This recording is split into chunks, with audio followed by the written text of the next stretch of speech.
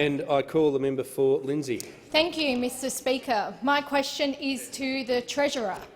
Will the Treasurer outline to the House how the Morrison government's plan for jobs is helping business to get back on its feet, particularly in my electorate of Lindsay? Treasurer has the call.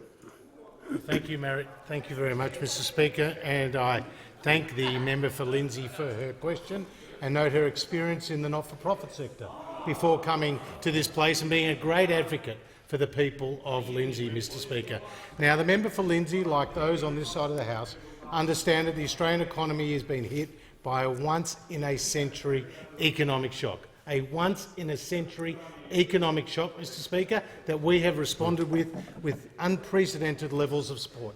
JobKeeper, a $101 billion program that, in the words of the Governor of the Reserve Bank, is a remarkable program that has been supporting more than 3.5 million workers, Mr Speaker. JobSeeker, the JobSeeker coronavirus supplement, which has helped cushion the flow.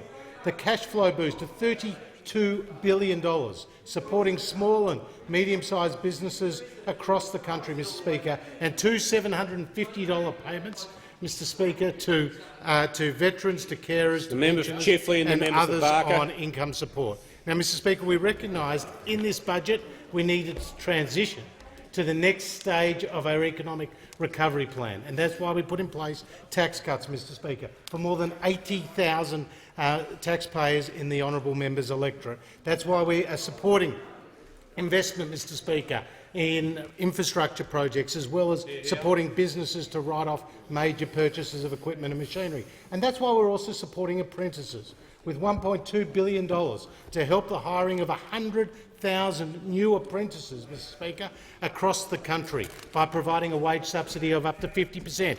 And that is why we've put in place the JobMaker hiring credit, Mr Speaker, to help support 450,000 jobs of young people, Mr Speaker, aged 16 to 35, who may have been unemployed in one of the last 3 months, Mr Speaker. Now, when I went to the honourable member's electorate in Lindsay, Mr Speaker, I had the opportunity to go to a manufacturing business, Spanset Manufacturing, Mr Speaker, with Christian there and more than 50 employees that is making important safety equipment for construction sites, Mr Speaker. I also met with Frank, who runs a crane company, Mr Speaker, with more than 100 staff. But in both the cases of Frank and Christian, they relied on JobKeeper, Mr Speaker, to keep their employees in place. But now, with the economic recovery underway, now with the business coming back to them and their doors being open as the virus has been suppressed, they no longer need to rely on JobKeeper, Mr Speaker.